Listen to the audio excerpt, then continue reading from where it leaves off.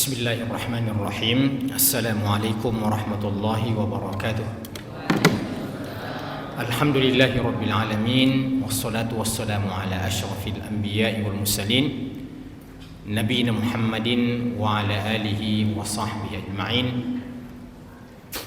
Rabbi shrah li sadri wa yassir li amri wahlul 'uqdatam min lisani yafqahu qawli. Sidang jamaah pengajian maghrib sampai Isya yang kami muliakan, alhamdulillah kita kembali dimudahkan oleh Allah Subhanahu wa taala untuk bertemu di akhir tahun 1444. Kalau pada hari ini tadi maksudnya tanggal 29 Dzulhijjah, kalau menggunakan pendekatan ru'yah berarti besok ada dua kemungkinan. Kemungkinan yang pertama, kalau sore tadi tidak terlihat bulan, berarti disempurnakan menjadi 30 hari bulan Dzulhijjah, dan itu artinya lusa tanggal 1 Muharram. Atau kalau sore tadi maghrib terlihat, maka itu artinya besok masuk 1 Muharram 1445 Hijriah. Dalam artian kita berkurang lagi waktu jatah umur kita setahun. Sebenarnya umur itu kita masih perselisihkan, apakah umur itu bertambah atau umur itu berkurang, tergantung dari aspek mana kita melihat. Kalau kita melihat dari sisi yang terpakai dan yang tersisa, maka sesungguhnya yang sudah terpakai itu tinggal menjadi pertanggungjawaban kita. Yang lalu-lalu ini tinggal menjadi pertanggungjawaban kita, yang tentu salah satu di antara dua kemungkinan. Kemungkinan yang pertama, umur dan waktu kita yang telah berlalu itu merupakan investasi kebaikan bagi kita, ataukah dia merupakan umur-umur pertanggungjawaban kita di hadapan Allah Subhanahu wa taala. Karena dia sudah terpakai, maka kalau kita melihat dari aspek itu, sesungguhnya umur kita yang terhitung itu adalah yang kemungkinan ada di depan kita. Yang kemungkinan ada di depan kita. Maka kalau kita menghitung dengan cara yang seperti itu, maka pada dasarnya umur kita ini berkurang. Karena jatah hidup kita setiap detik itu berkurang. Kata penyair itu, wa umri naqisun fi kulli yaum, dan umurku berkurang pada setiap hari.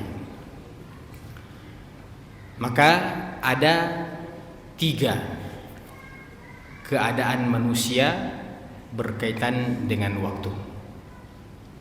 Yang pertama, ada orang yang hari kemarin lebih baik dibandingkan dengan hari ini. Yang kedua, ada orang yang hari ini lebih baik dibandingkan dengan hari kemarin. Ada orang yang hari ini lebih buruk dibandingkan dengan hari kemarin. Ada orang yang sama saja hari kemarin dan hari ini. Tinggal kita mengganti, mau hari, mau bulan, mau tahun. Maka siapa yang hari ini lebih baik dibandingkan dengan hari kemarin, Siapa yang tahun ini insya Allah lebih ada peningkatan dibandingkan dengan tahun yang kita lewati, maka inilah orang yang beruntung. Yang kedua, siapa orang yang hari ini sama saja dengan hari kemarin, yang tahun ini sama saja dengan tahun kemarin, maka itu adalah orang yang masih tetap berada dalam kerugian. Yang Allah katakan, innal insana lafi khusrin. Orang yang merugi itu ternyata orang yang sama keadaannya kemarin dengan hari ini, yang tidak ada peningkatan. Bagaimana dengan orang yang hari ini lebih buruk dibandingkan dengan hari kemarin, atau tahun ini lebih buruk dibandingkan dengan tahun kemarin?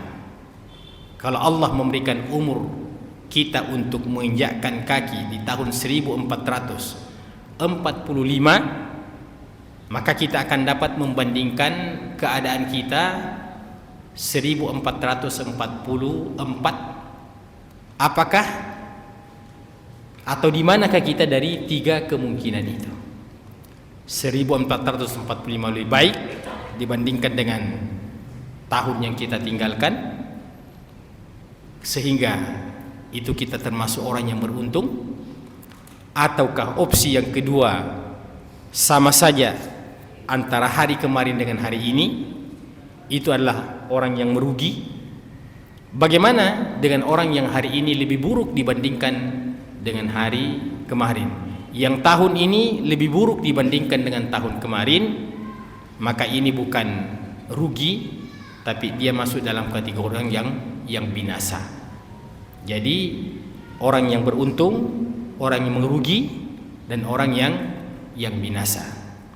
Kata Allah Subhanahu wa taala, wal 'asri innal insana lafi khusrin. Demi waktu, demi asar, sesungguhnya manusia itu berada dalam kerugian, illa kecuali. Yang dikecualikan ini selalu jumlahnya jauh lebih sedikit, karena dia merupakan sebuah proses penyaringan, sebuah proses filter yang semakin ditapis semakin sedikit.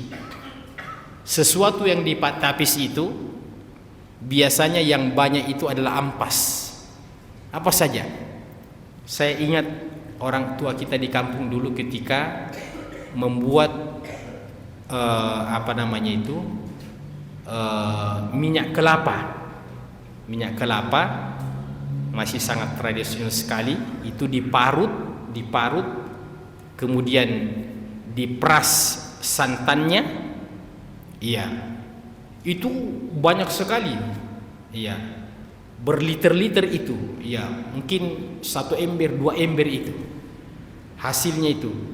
Tapi ketika nanti sudah dimasak, Masya Allah, ternyata yang jadi minyak kelapa yang asli itu ya paling banyak 1 botol, 2 botol. Yang sisanya itu adalah ampas. Yang terbaik inilah yang tersisa.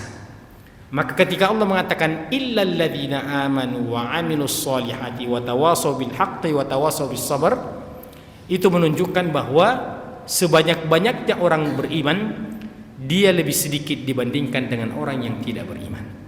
Sebanyak-banyaknya orang yang beramal soleh, masih lebih banyak orang yang tidak beramal. Sebanyak-banyaknya orang yang membela kebenaran, masih lebih banyak orang yang tidak membela kebenaran. Demikian sebanyak-banyaknya orang yang bersabar dalam membela kebenaran itu tidak ada artinya dibandingkan dengan orang yang tidak memiliki jiwa juang dalam perjuangan ini.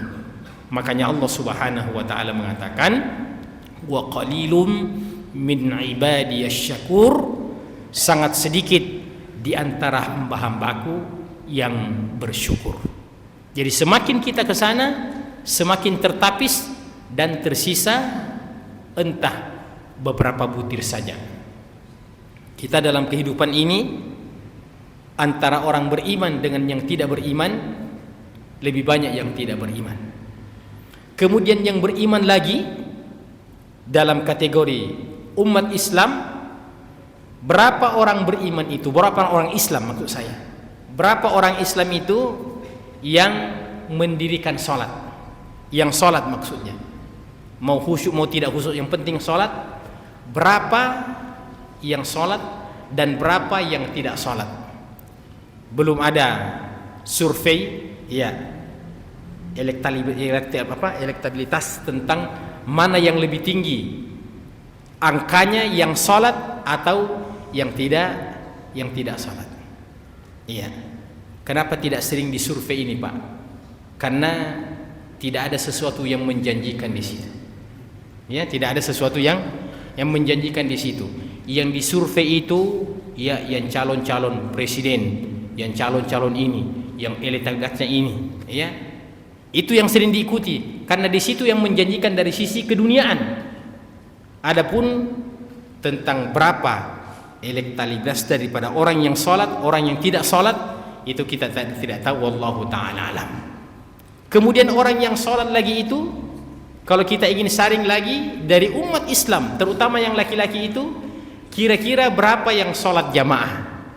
Oh, lebih banyak lagi yang keluar, ya. Yang sholat saja itu sudah banyak yang keluar. Kemudian yang sholat jamaah itu lebih banyak lagi yang keluar. Artinya sebanyak-banyaknya penuh di Masjid Ar-Rahman ini tidak ada artinya dibandingkan dengan yang tidak sholat jamaah. Kemudian yang sholat jamaah itu lagi, yang membaca Al-Quran berapa? Yang sholat dan membaca Quran juga itu berapa? Oh, lebih sedikit lagi. Demikianlah kira-kira filosofi daripada illal ladzina amanu wa amilus shalihat wa tawasaw bil haqqi wa tawasaw bis sabr. Maka jangan pernah kita bersedih, jangan pernah kita pesimis dengan jumlah kita yang sedikit. Biarlah kita jumlah sedikit, tapi dia adalah merupakan hasil saringan, dia adalah merupakan hasil tapisan. Karena ke dalam surga nanti, itulah orang-orang yang berhasil dimasukkan ke dalam surga oleh Allah Subhanahu wa ta'ala. Itu hasil saringan, hasil tapisan. Kalau kita ingin bandingkan antara penghuni surga dan penghuni neraka, penghuni surga banyak sekali. Akan tetapi tidak ada artinya dibandingkan dengan banyaknya penghuni neraka. Pernah saya sampaikan di sini satu hadis yang disebutkan dalam kitab Zadul Ma'ad. Ternyata penghuni surga itu jamaah sekalian hanya berjumlah 120 shaf. Hanya 120 shaf jumlahnya penghuni surga itu. Nah, dari 120 shaf itu, mulai dari Nabi Adam sampai manusia yang terakhir, disitulah yang hasil tapisan itu yang 120 shaf. Yang 120 shaf itu kuota yang terbanyak adalah kuotanya umat Muhammad sallallahu alaihi wasallam, itu 80 shaf. 80 shaf, 40 shaf yang tersisa itu dibagi-bagi oleh umat yang lain. Nah, 80 shaf itu sedikit sekali, Pak. Ya, kalau itu jamaah Masjid Ar-Rahman 80 shaf itu banyak sekali, Pak.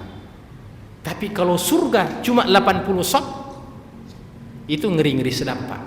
Apakah kita termasuk di antaranya? Dan bagaimana prinsip kita dalam berambisi terhadap yang namanya surga itu jamaah sekalian? Jadi ada satu kaidah yang mengatakan la ithara fil ibadah. La ithara fil ibadah. Tidak perlu mengutamakan orang lain dalam urusan ibadah. Tidak perlu mengutamakan orang lain dalam urusan ibadah. Itu kaidahnya, Pak. Apa contoh prakteknya? Umpamanya disusun shaf salat jamaah. Kita tahu kan bahwa shaf yang terdepan itu merupakan shaf yang paling afdal bagi laki-laki. Afdalu sufufir rijali awwaluha wa syarruha akhiruha. Seafdal-afdalnya shaf laki-laki itu yang terdepan. Yang terdepan. Kemudian seafdal-afdalnya shaf perempuan itu dalam menyusun shaf itu yang paling belakang. Yang paling belakang. Datanglah Panji Gumilang yang berlogika-logika.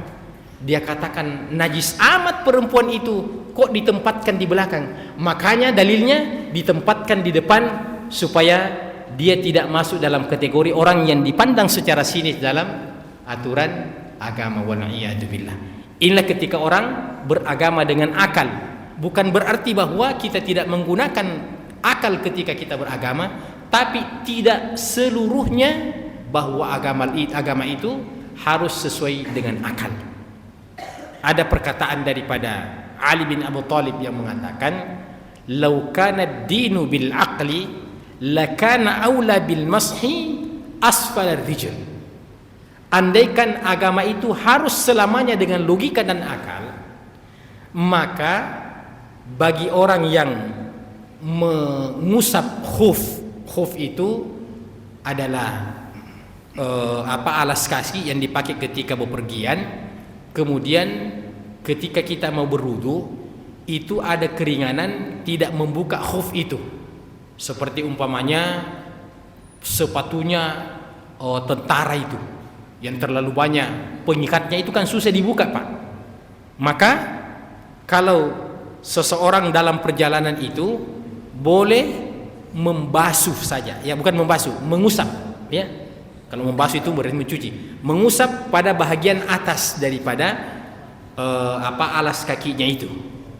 Nah, kata Ali bin Abu Thalib, andaikan agama itu selalu dengan logika, maka semestinya yang diusap itu adalah pada bahagian bawah, karena itu yang tersentuh dengan tanah yang kemungkinan terkena dengan najis. Tapi tetap saja yang sunnah itu adalah diusap pada bahagian ya atasnya. Jadi jamaah sekalian, kita merefleksikan akhir tahun ini adalah ketika kita akan berambisi untuk menjadi orang-orang yang terbaik insyaallah. Nah, kembali kepada la itsara fil ibadah tadi yang saya mau lanjutkan. Tidak perlu mengutamakan orang lain dalam urusan ibadah. Jadi dalam urusan ibadah itu kita mesti mengutamakan, memikirkan diri kita sendiri dulu. Bukan berarti bahwa kita tidak berpikir tentang orang lain, mau sholat tidak, bukan begitu maksudnya. Tapi dalam urusan mendapatkan keutamaan ibadah itu, prinsipnya kita berpikir untuk diri kita dulu.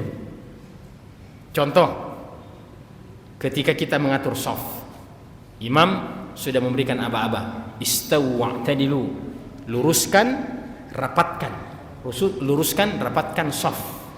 Nah, shaf yang terdepan merupakan shaf yang terafdal. Ketika diluruskan dan dirapatkan shaf, di shaf paling depan itu masih ada tersisa untuk satu orang. Ya.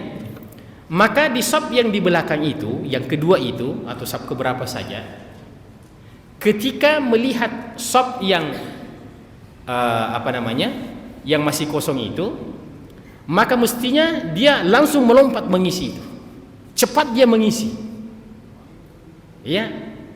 Jangan baku balik-balik. Depan mikir, Pak. Itu tidak masuk dalam kategori. Jadi bukan terpuji itu kalau saling mempersilahkan untuk urusan ibadah. Jadi tidak perlu kita melebihkan orang lain. Ustaz ini di depan mikir. Tidak, saya tidak pikirkan orang lain. Saya pikirkan diri saya. Ya. Itulah kasihan dalam urusan ibadah jarang yang berminat, Pak. Termasuk menjadi imam sholat, terutama masjid-masjid pinggir jalan, baku dorong-dorong orang, Pak. Ya. Padahal yang paling afdal itu kalau ada yang bagus bacaannya, maju cepat. Jangan baku dorong-dorong. Iya. Terkadang ada shaf yang tidak terisi karena mengutamakan orang lain. Itu kalau imam salat, jarang yang berminat. Tapi kalau mau jadi imam kabupaten, mau jadi imam provinsi, mau jadi imam Indonesia, di sini baku sikut-sikut orang. Apa bedanya antara imam salat dengan imam negara? Kalau menjadi imam tidak ada wannya. Itulah sebabnya orang tidak berminat. Tapi kalau imam negara, itu menjanjikan. Kasihan sekali simbol-simbol agama ini tidak banyak diminati. Maka prinsipnya la ithara fil ibadah. Tidak perlu memikirkan orang lain dalam urusan ibadah. Kita yang pertama. Begitu ada shop yang masih kosong, maju cepat. Di belakangnya lagi, maju cepat. Nah, di samping tidak terlalu lama kita memberi aba-aba yang seharusnya kita sudah takbir, masih ada yang biasa betul ada sampai 1 menit Pak baku dorong, kita mau tidak mau maju. Iya, yang bagus itu Pak. Iya, kalau dalam urusan makan, ya ada yang kita mau. Tapi apa yang terjadi Pak? Dalam urusan shop kita mau. Dalam urusan ngandre, ya, punya pahami sendirilah. Ya, intinya la ithara fil ibadah. Nah, jamaah sekalian, mari kita mengambil refleksi surah Al-Asr di akhir tahun ini. Apakah kita termasuk di antara orang yang insya Allah mudah-mudahan menjadi orang yang lebih baik dibandingkan dengan tahun-tahun sebelumnya. Kalau tahun 1444, alhamdulillah sudah sholat jamaah. Maka dipertahankan itu Pak, dipertahankan. Ya, apa kekurangannya pada tahun 1444? Kekurangannya selalu terlambat, selalu masbuk. Ya, selalu masbuk. Maka masuk tahun 1445 ini kita programkan Pak, pokoknya tahun ini insya Allah saya berusaha untuk sholat jamaah dan berusaha untuk tidak masbuk, tidak masbuk. Itu dulu programnya. Ya, berusaha untuk tidak masbuk dulu. Setelah itu tidak masbuk, berusaha lagi untuk menjadi orang yang selalu berada pada shop yang pertama. Iya. Itu kalau tidak programkan Pak, itu susah itu. Iya. Tahu, ada orang-orang soleh dulu, dia cerita tentang dirinya, selama 30 tahun lamanya sholat jamaah, dia tidak pernah melihat punggung-punggung manusia di depannya. Dia tidak pernah melihat punggung-punggung manusia di depannya. Yang dia lihat itu adalah tembok di depannya. Selama berapa tahun Pak?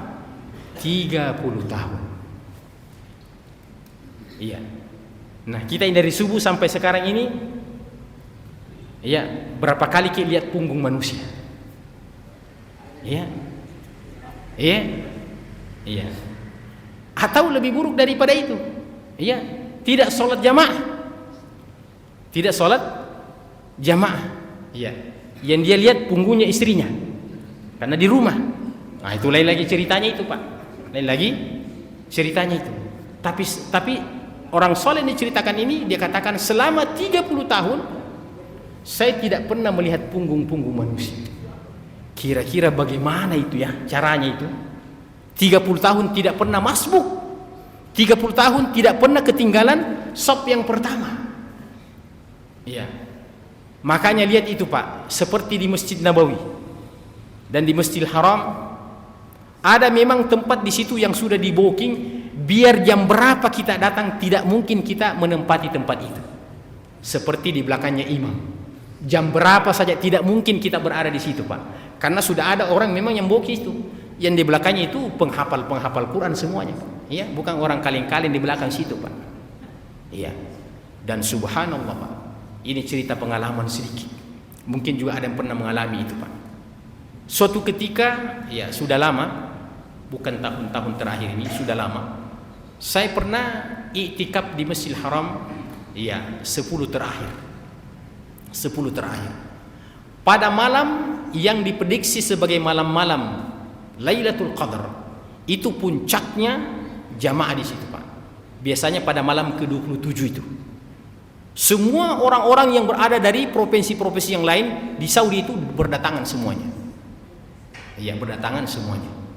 Subhanallah, pada malam itu saya ingat kita tidak bisa lagi sujud. Tidak bisa lagi sujud karena shaf itu sudah rapat, Pak. Shaf itu sudah rapat, tidak ada lagi jeda. Ya. Jadi saya ingat pada waktu itu terpaksa kita sholat berdiri, Pak, dan sujud di punggungnya orang depan kita dalam keadaan darurat. Itulah gambaran bagaimana orang fastabiqul khairat, berfastabiqul khairat. Pernah juga saya mengalami sekali. Iya, masuk ke dalam Masjidil Haram waktu maghrib di bulan Ramadan, tiba-tiba mau sholat isya itu mau buang air kecil. Itu juga pada malam-malam ganjil. Terpaksa saya keluar, Pak. Ya, karena tidak ada WC dalam Masjidil Haram. Terpaksa keluar. Subhanallah, ketika orang sudah sholat, mungkin berlebihan kalau saya katakan saya kelilingi satu Masjidil Haram itu, ya kira-kira hampir setengahnya saya mengelilingi untuk mencari satu tempat untuk saya masuki, tidak ada saya dapatkan, Pak. Ya, untuk masuk itu sudah jangan. Ya, maksudnya di luar, di pelataran, untuk mendapatkan satu saf, Pak. Padahal luasnya Masjidil Haram itu. Jadi saya pikir subhanallah, jangankan di hari kemudian, di dunia saja ini Allah sudah perlihatkan ada momen-momen, ada saat-saatnya betul-betul kita mau beribadah itu kita tidak mendapatkan kesempatan. Ya? Kita mau beribadah kita tidak mendapatkan kesempatan. Pergilah ke sana, ke Masjidil Haram dan Masjid Nabawi. Artinya akan datang suatu ketika kita mau beribadah, tapi bukan saatnya lagi untuk kita beribadah. Tempatnya kita beramal ini dunia, dan tempatnya kita memetik hasil itu di hari kemudian kelak nanti. Di dalam surga, orang tetap bertasbih kepada Allah Subhanahu wa taala. Subhanallah, alhamdulillah, Allahu akbar. Nah, saya ingin jelaskan sedikit ini. Itu kan di dalam surga semuanya serba enak. Tidak ada lagi beban. Tidak ada lagi beban. Nah, ketika kita beribadah, seringan apapun ibadah tersebut, sebenarnya ada unsur pembebanannya, Pak. Sebenarnya ada unsur pembebanannya. Kita sholat, ya kita pergi ke masjid, jelas ada unsur pembebanannya, membutuhkan kesabaran. Iya. Tapi ada ibadah yang sekedar ucapan seperti berzikir kepada Allah. Berzikir itu adalah pekerjaan yang paling gampang sebenarnya. Tapi tidak semua kita berzikir. Tidak semua kita berzikir. Tidak semua melazimkan subhanallah, alhamdulillah. Ya, subhanallah walhamdulillah wala ilaha illallah wallahu akbar. Karena ibadah itu seringan apapun ada unsur pembebanannya di dalamnya. Terus bagaimana dengan penghuni surga yang banyak bertasbih kepada Allah Subhanahu wa taala? Subhanallah, subhanallah, subhanallah. Berarti kalau demikian di dalam surga itu masih ada ibadah yang membebankan kita. Sementara surga itu tidak ada pembebanan di dalamnya. Tidak ada pembebanan di dalam surga itu. Iya. Maka jawabannya kata para ulama, perbedaan antara bertasbih, berzikir di dunia ada unsur pembebanannya, sementara penghuni surga ketika bertasbih, mensucikan Allah di dalam surga itu tidak ada unsur pembebanannya, itu secara otomatis mereka memuji Allah Subhanahu wa taala.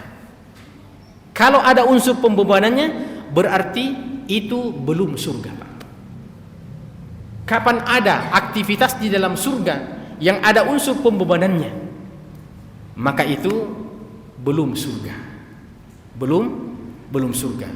Nah, apa-apa yang dilakukan oleh penghuni surga itu beribadah, bertasbih kepada Allah, itu tidak ada unsur pembebanannya sedikit pun. Secara otomatis mereka melakukan itu semuanya bukan karena pembebanan dari Allah Subhanahu wa taala. Demikian juga kalau kita bercerita tentang tempat siksaan yang bernama neraka.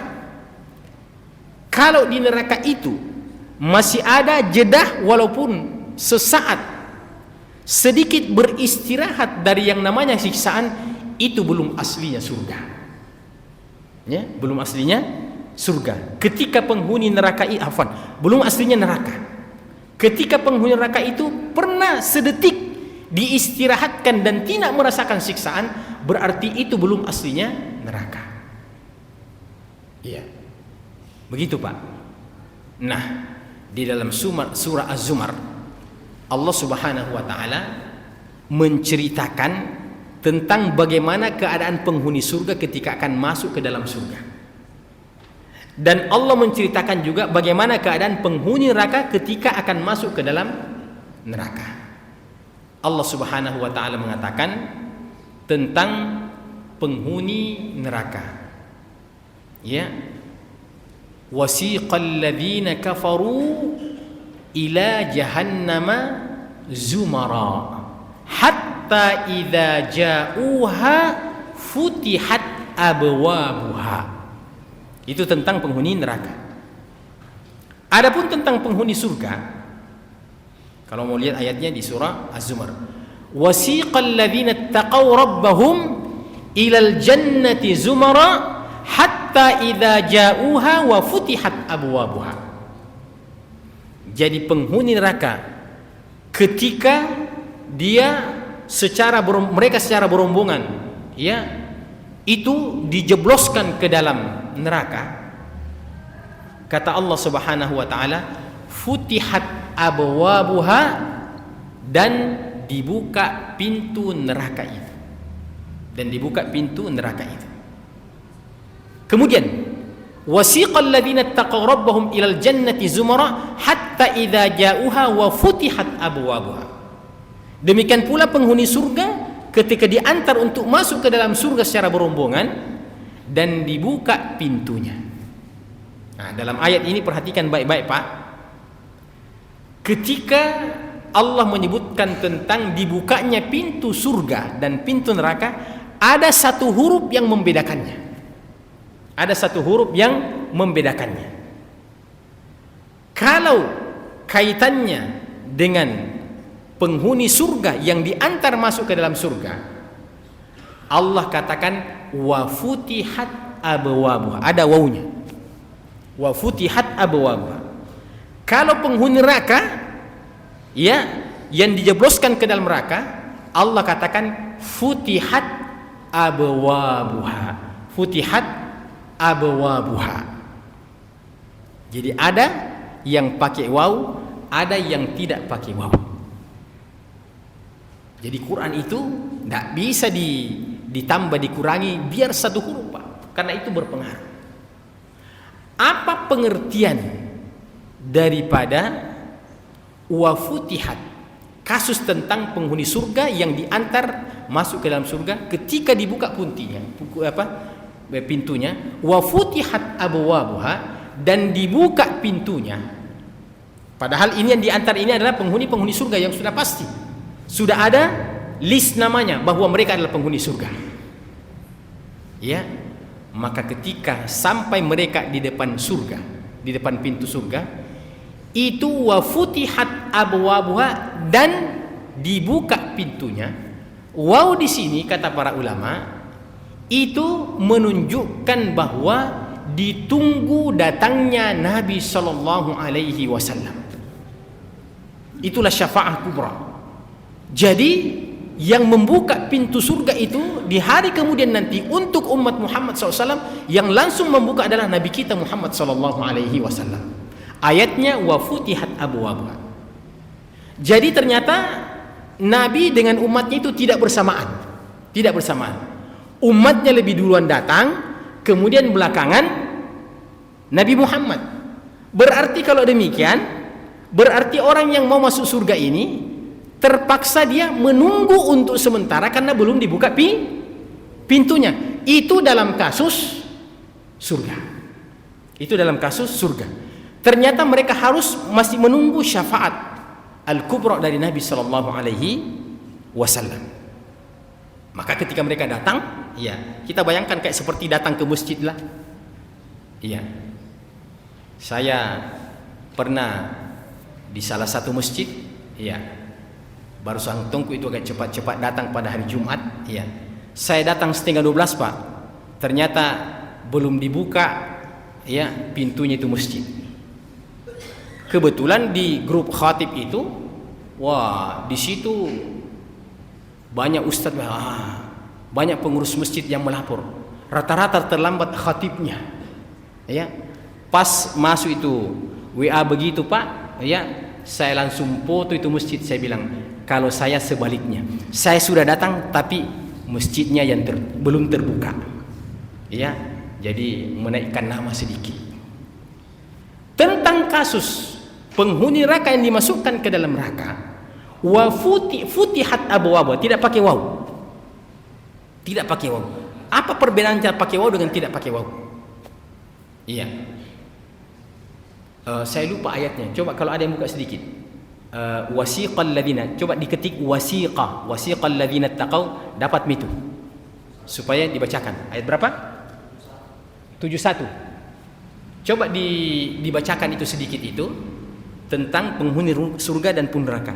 Betul enggak kalau penghuni surga itu pakai waw dan penghuni neraka itu tidak pakai waw? Silakan dicari dulu, saya terangkan.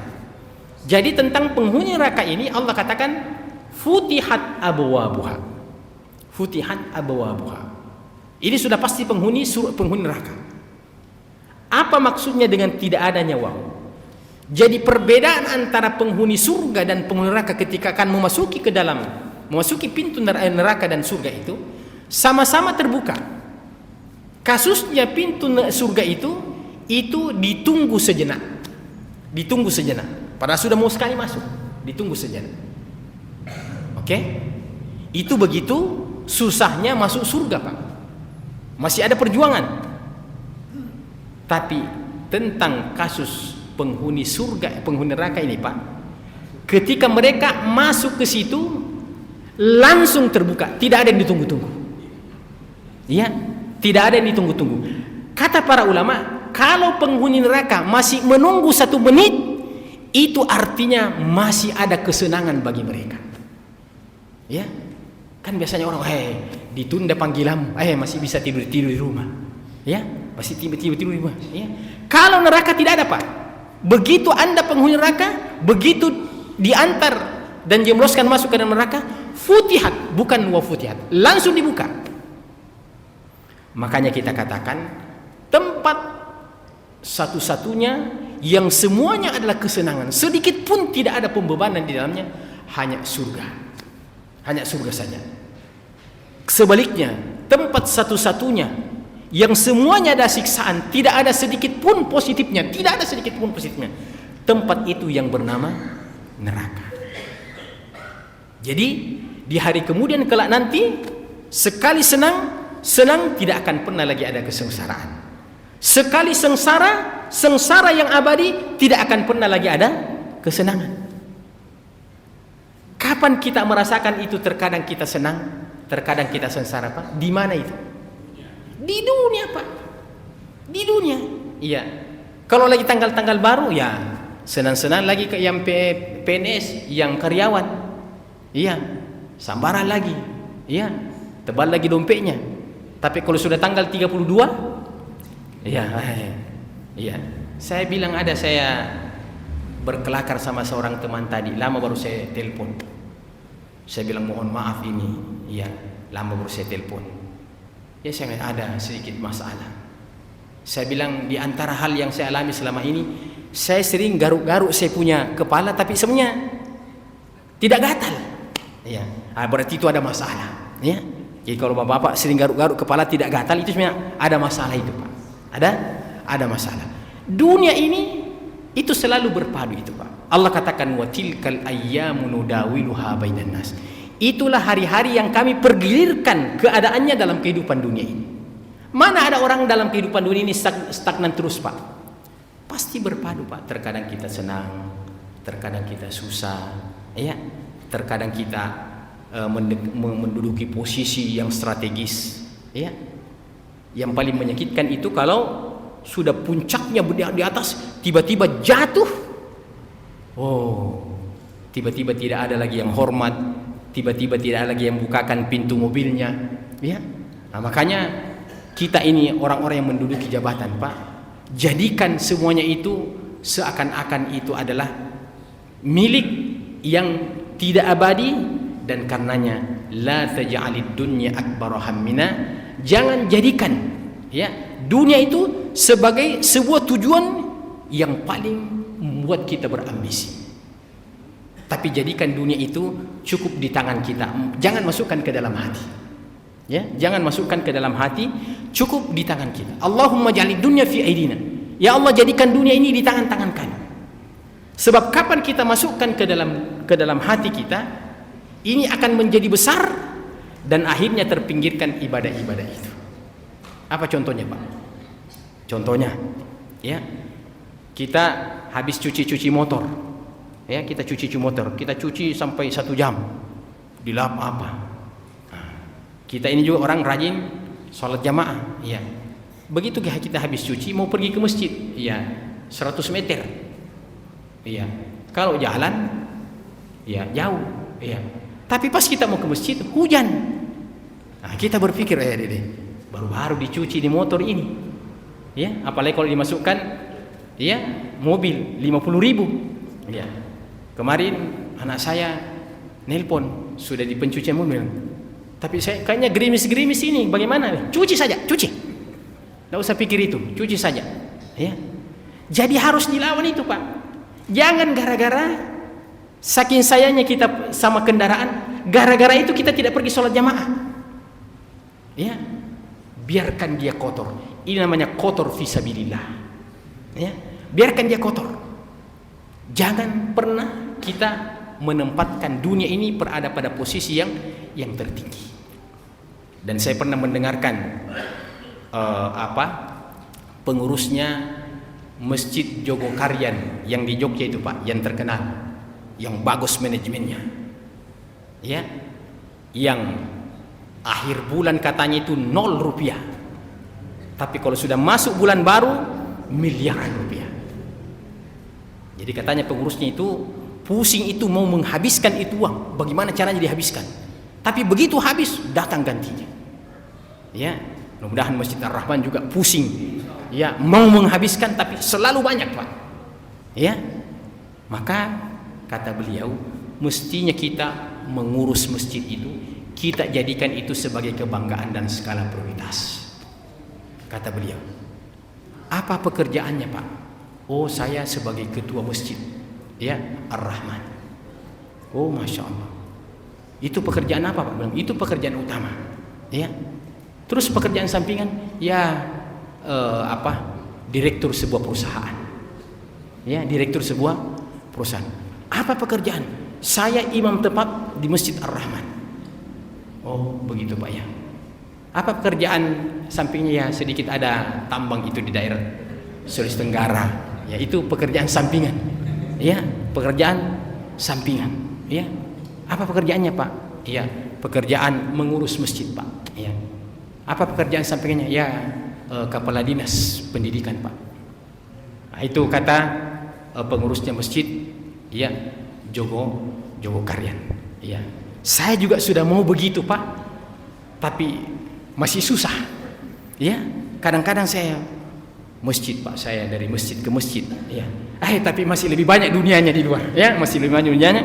Semoga Allah Subhanahu wa taala, ya, mengampuni kita semua, tapi kita, ya, jadikan kita punya umur waktu ini insyaallah dalam rangka membela agama Allah Subhanahu wa taala, dan yang terpenting adalah di 2024 kita harus mendapatkan pemimpin yang pro terhadap rakyat.